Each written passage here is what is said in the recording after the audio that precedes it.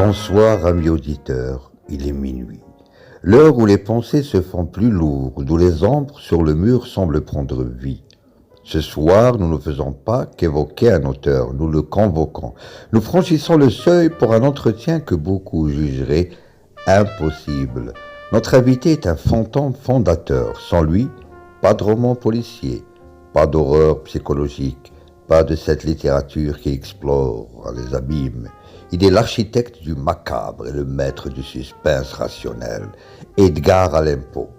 Monsieur Poe, merci d'avoir répondu à l'appel. Nevermore shall the shadows whisper their secrets.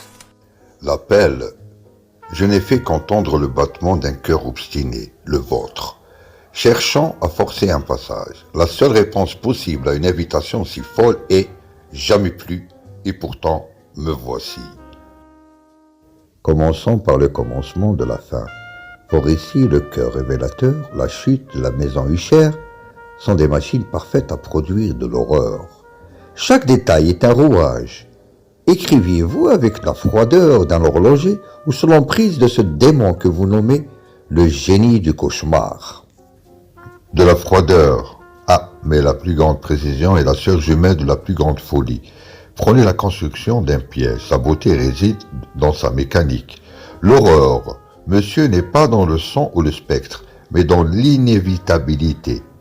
C'est l'engrenage que le lecteur voit se mettre en place et dont il ne peut fasciner, détourner les yeux. Je ne suis pas un possédé, je suis un calculateur. Je dose l'ombre et la lumière.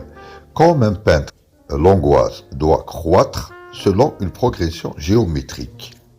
Cette méthode, vous l'avez appliquée à la naissance d'un genre, le roman policier, avec les crimes de la rue Morgue.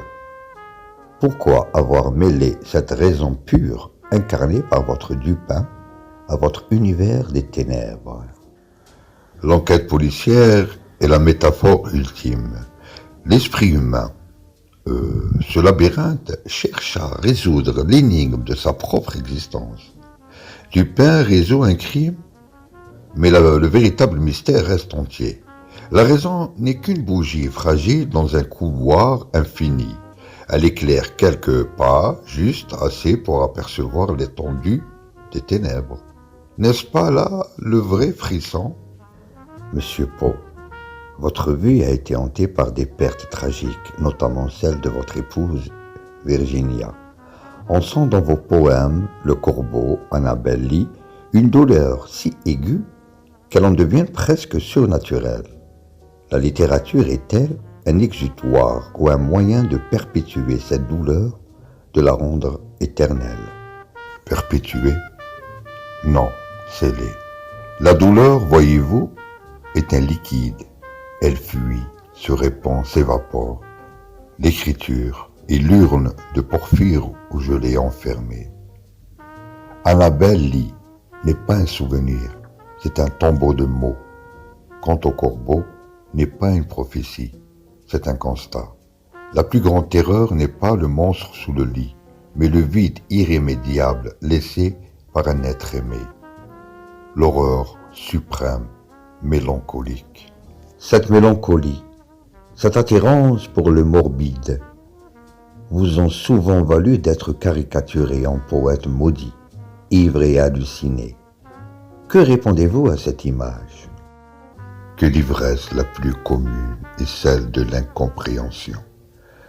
J'ai cherché la beauté dans la vérité la plus crue, celle de la décomposition, de la perte, de la peur. Les sociétés polies préfèrent regarder ailleurs. Il est plus commun de ranger l'observateur avec les horreurs qu'il observe. Mon calvaire n'était pas littéraire, il était bancal, mesquin, celui des dettes et de la faim. Le génie du cauchemar, parfois le visage banal d'un créancier. Votre ombre est longue, elle s'étend sur le cinéma d'horreur, les séries policières, toute la culture gothique. Que pensez-vous de cette postérité?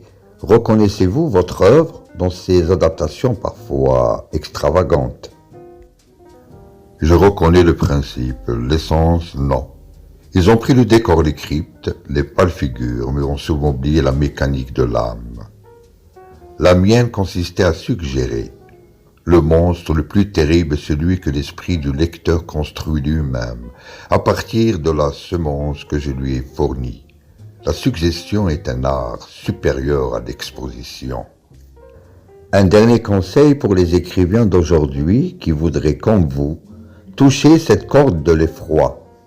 Qu'ils se méfient des monstres extérieurs, qu'ils fouillent plutôt la chambre close de leur propre cœur, que chaque phrase soit un battement de ce cœur, qu'ils planifient chaque effet avec la rigueur d'un mathématicien, puis qu'ils l'enrobent de velours de la poésie, et qu'ils se souviennent, le but n'est pas de faire sursauter, mais de faire pressentir l'angoisse durable née de l'inquiétude métaphysique, pas du couteau brandi. Edgar Allan Poe, l'heure est venue de vous laisser retourner dans le royaume des ombres. Votre dernière parole pour nos auditeurs. Nevermore n'est jamais le dernier mot, car tant qu'un lecteur seul la nuit referme l'un de mes livres et tend l'oreille au bruit de sa propre maison, le poème continue. L'écho ne s'éteint jamais vraiment. Adieu, ou comme je devrais dire, à jamais. L'entretien est terminé, mais l'écho, comme il le dit, demeure. Merci à Edgar Allan Poe et à vous, bonne nuit, si vous l'osez.